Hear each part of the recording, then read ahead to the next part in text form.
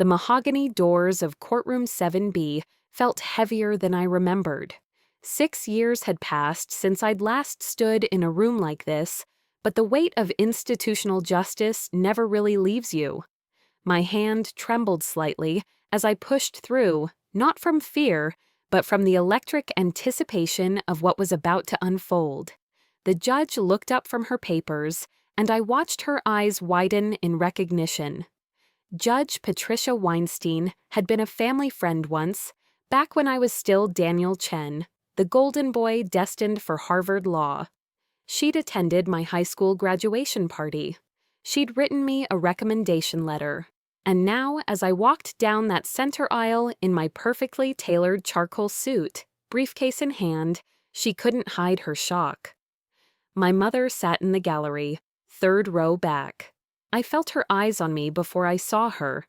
When I finally glanced her way, she rolled them with that familiar, dismissive gesture that had punctuated my entire childhood.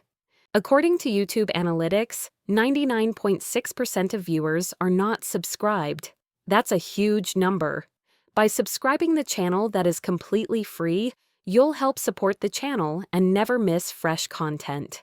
Next to her, my father kept his gaze fixed firmly on his shoes, those expensive Italian loafers I'd watched him polish every Sunday morning while he lectured me about discipline and family honor. The room had indeed fallen silent. Opposing counsel, Marcus Brennan, froze mid-shuffle of his documents. The court reporter's fingers hovered over her machine. Even the bailiff, a thick-necked man who'd probably seen everything, looked uncertain about what to do. "Your Honor," I said, my voice cutting through the quiet like a blade. Daniel Chen appearing on behalf of the plaintiff, Sarah Meadows. My client sat at the plaintiff's table, a slight woman in her mid-50s with the kind of tired eyes that came from years of fighting. She gave me a small, grateful nod. She had no idea who I really was, what this case meant to me personally, or why I'd taken it pro bono when 3 other firms had turned her away. "Mr. Chen," Judge Weinstein finally managed, clearing her throat. "I wasn't aware you'd returned to practicing law." "Recently reinstated, Your Honor. All documentation has been filed with the court." That was the first bomb. I watched it detonate across my parents' faces. My mother's eye roll transformed into something else. Surprise, perhaps even fear. My father's head came up slightly, enough for me to see the color drain from his cheeks. The case itself was straightforward on paper. Sarah Meadows versus Chen, Properties LLC. A widow fighting an eviction from the rent control department she'd occupied for 30 years. The property management company, owned and operated by my family, had systematically harassed her, fabricated lease violations, and finally served her with an eviction notice based on fraudulent documentation. What made it extraordinary was what nobody in that courtroom knew, except me. I'd been the one to discover the fraud, and I'd been destroyed for it. 6 years earlier, I'd been 3 months into my first year at Columbia Law when my father had called me home for Thanksgiving. "Time you learned the family business," he'd said. Chen Properties had been built over 3 decades from a single apartment building into a portfolio of 23 properties across Manhattan and Brooklyn. My grandfather had started it, my father had expanded it, and I was supposed to inherit it. During that Thanksgiving break, my father had brought me into his office, the one in our Westchester home with the river view, and the walls lined with photographs of himself shaking hands with politicians and business leaders. He'd handed me a stack of files. "These are problem tenants," he'd explained, "rent-controlled holdouts. They're bleeding us dry, preventing us from renovating and commanding market rates. I need you to review their files, find the legal angles to remove them." I'd been eager to please, eager to prove I could blend my legal education with the family empire. I'd spent 4 days going through those files with the intensity I brought to my case briefs, and I'd found something in 3 of them: forged lease violations, backdated complaints, manufactured documentation of property damage. Sarah Meadows's file had been the most egregious. Someone had created an entire false history of her being a problem tenant, complete with noise complaints from neighbors who'd signed statements they later couldn't remember making, photographs of damage to an apartment that had clearly been staged, and violations of building rules that didn't actually appear in her original lease. I'd brought it to my father, expecting him to be shocked, to want to correct these injustices immediately. Instead, he'd closed the folder without looking at it. "Daniel," he'd said, his voice taking on that particular tone he used when explaining why I disappointed him. "This is how business works. These people are obstacles to progress. Every building in Manhattan has to deal with this problem. We're actually being generous. Other companies use far more aggressive tactics. But Dad, this is fraud. These are people's homes. Sarah Meadows is a widow on a fixed income. Sarah Meadows is sitting on a unit that could generate $6,000 a month instead of the $847 she pays. Multiply that by 12 months, by 30 years. Do the math." I'd refused to let it go. Young and idealistic, I'd believed that my father couldn't truly understand what he was asking me to accept. I'd pushed, argued, even threatened to report it to the housing authority. That's when my mother got involved. She'd never been warm, but I'd always told myself she loved me in her own way. That Thanksgiving, she'd sat me down in the living room while my father was out, and she'd explained reality to me with crystalline clarity. "You don't embarrass this family," she'd said. "We've worked too hard, sacrificed too much to build what we have. Your father came here with nothing. We gave you everything: private schools, piano lessons, SAT tutors, college prep, your Ivy League education, and you want to throw it away to save some stranger who's taking advantage of our generosity?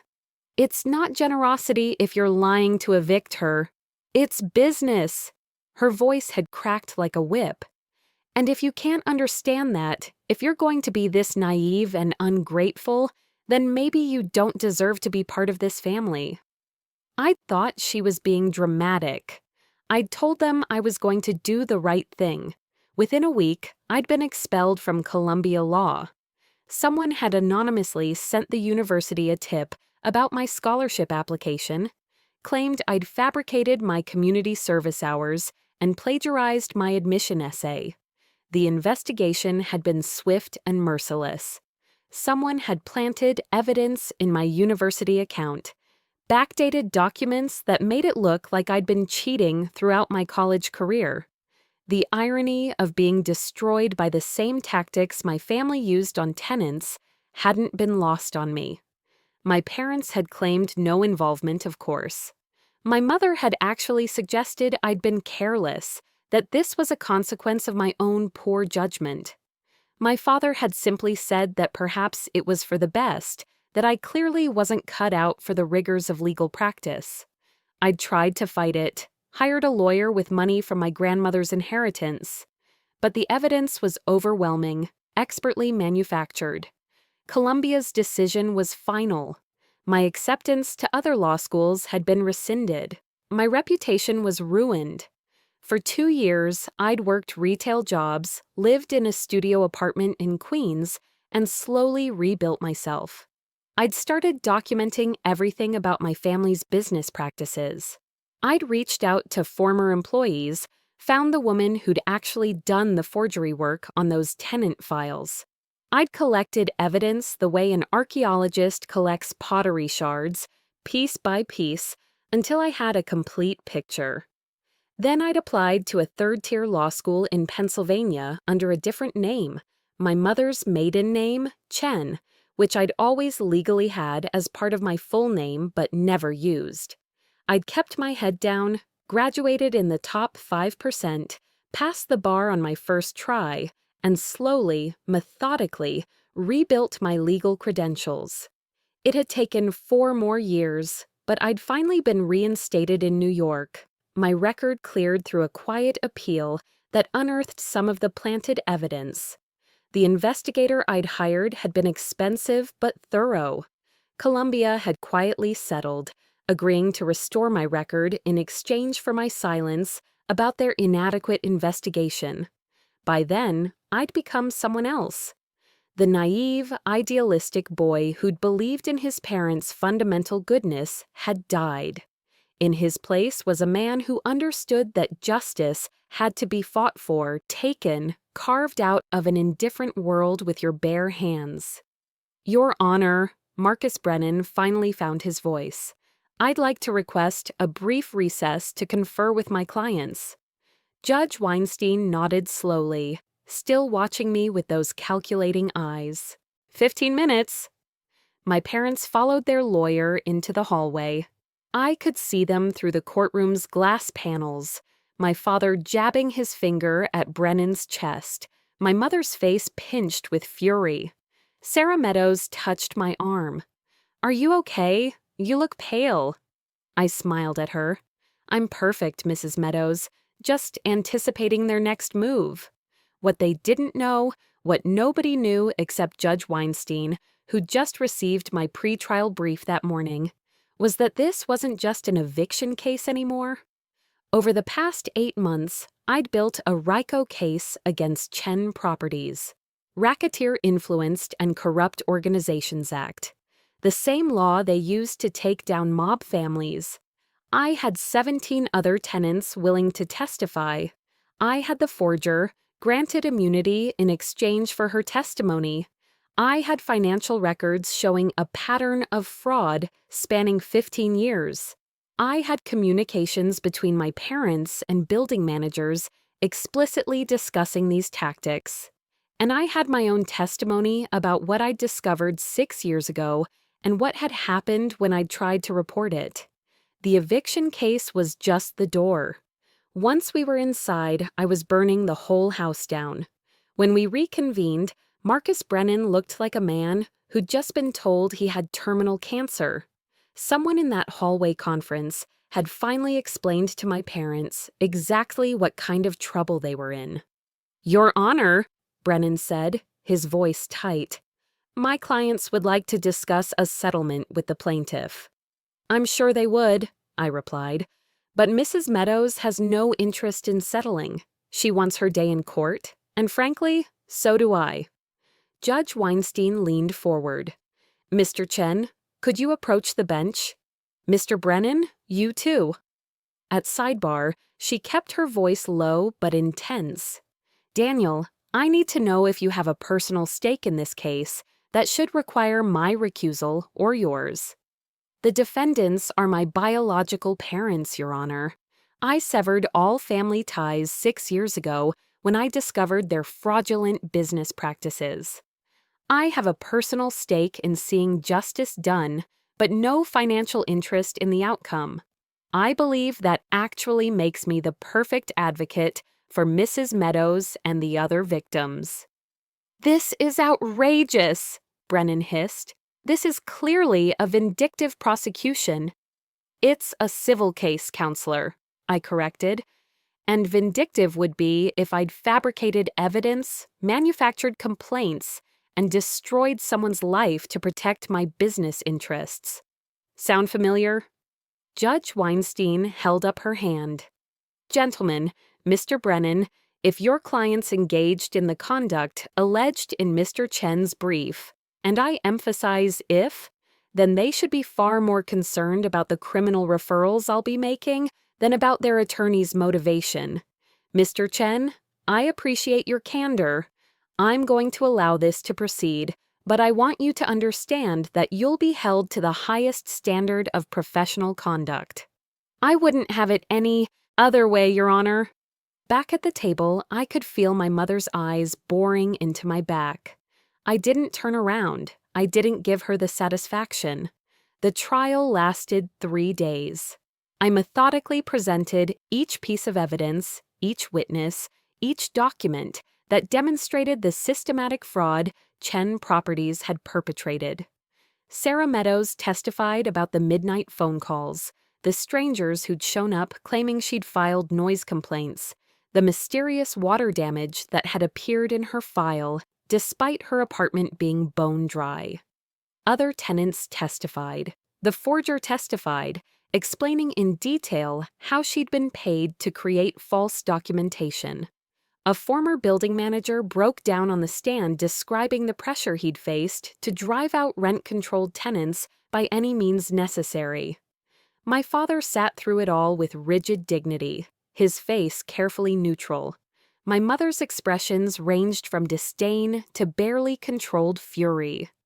I knew what she saw when she looked at me: betrayal, ingratitude, a son who turned against his own blood.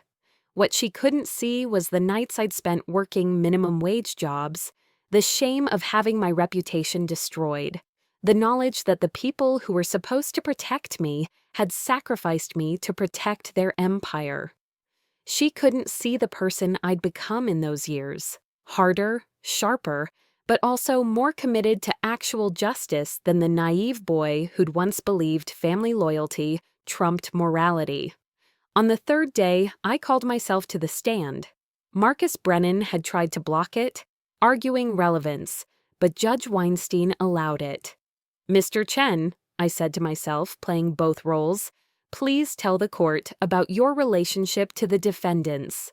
I told them everything: the Thanksgiving discovery, my father's justification, my mother's threats, the mysterious appearance of evidence that destroyed my legal career, the years in the wilderness, the slow accumulation of proof. When I described my mother's exact words, "You don't embarrass this family," I finally looked at her. She stared back, and for just a moment, I saw something that might have been regret flicker across her face before it hardened again into contempt. My father never looked up at all. "Did you undertake this case for revenge?" I asked myself. "No," I answered honestly. "I undertook it for justice. Revenge would be destroying them the way they destroyed me, with lies and manufactured evidence. Justice is letting the truth speak for itself and allowing the system to respond appropriately." The jury deliberated for 6 hours. They found for Sarah Meadows on every count, awarding her damages, legal fees, and, critically, finding that Chen Properties had engaged in a pattern of fraudulent conduct that warranted punitive damages. The judge's ruling on my RICO filing came 2 weeks later. She found sufficient evidence to refer the matter to the State Attorney General for criminal investigation and to allow my civil RICO case to proceed on behalf of all affected tenants. Within 3 months, Chen Properties filed for bankruptcy. My parents were forced to sell their Westchester house, their vacation home in the Hamptons, even my mother's collection of art she'd spent 20 years accumulating. Criminal charges were filed. My father took a plea deal: 5 years probation, massive fines, permanent ban from property management. My mother, who'd been more directly involved in the cover-up, wasn't as lucky. She got 18 months in a minimum security facility. The victory should have felt sweeter. Instead, it felt like closing a wound that had been infected for years, necessary, painful, and leaving a scar that would never quite fade. 6 months after the verdict, I got a letter. It came to my office, forwarded through my lawyer, written on plain white paper in my father's careful handwriting. "Daniel, I understand why you hate us. I'm not writing to ask for forgiveness. I don't deserve it. But I want you to know that I'm proud of you. Not because you destroyed us, but because you became the kind of lawyer, the kind of man I should have taught you to be. Your mother won't admit it, but losing you was worse than losing everything else. We told ourselves we were protecting the family, but we forgot that you were the family. By the time we understood that, it was too late. I know you won't respond to this. I'm not asking you to. I just needed you to know that you were right. About all of it. Dad, I read it 3 times, then filed it away. I didn't respond, but I didn't throw it away either. Sarah Meadows still lives in her rent-controlled apartment. She has 14 years of rent paid up as part of her settlement, and she bakes me cookies every Christmas. I have 17 other clients from that case, and word has spread. My practice now focuses exclusively on tenant rights, housing fraud, and holding slumlords accountable. I see my parents' names sometimes in the news or legal filings related to the bankruptcy proceedings. We've never spoken directly. When I pass my old neighborhood in Westchester, I take a different route. Judge Weinstein recommended me for a position on the Bar Association's Ethics Committee. I accepted. Twice a month, I sit in judgment of lawyers who violated their professional responsibilities, and I think about how thin the line is between justice and vengeance, between doing what's right and doing what feels satisfying. Sometimes, late at night, I wonder what would have happened if my father had listened to me that Thanksgiving. If he'd said, "You're right, son, we need to make this right." Would I have become a different kind of lawyer? Would I have joined the family business after all, but as its conscience instead of its heir? But that's not how it happened. And maybe I'm exactly the lawyer I needed to become, someone who understands that the system doesn't automatically dispense justice, that powerful people don't police themselves, and that sometimes the only way to make things right is to walk through those heavy courtroom doors and face down everyone who expected you to stay silent. The room had silenced when I entered because they'd all thought I was dead, not literally, but effectively. Dead to my family, dead to my prospects, dead to the future everyone had planned for me. They were right, in a way. That version of me had died, but something else had been born in its place. A man who understood that real family isn't about blood or loyalty or protecting an empire at any cost. It's about integrity, truth, and the courage to do what's right even when, especially when, it costs you everything. I sleep better now than I did when I had my family's approval. And every time I save a client's home, every time I expose another fraudulent scheme, every time I use my rebuilt career to stand between the powerful and the powerless, I know I made the right choice. Even if my mother would still roll her eyes at it, even if my father still can't quite look me in the eye, even if I had to destroy my family to become myself. Some rooms need to be silenced before the truth can be heard, and some truths are worth any price.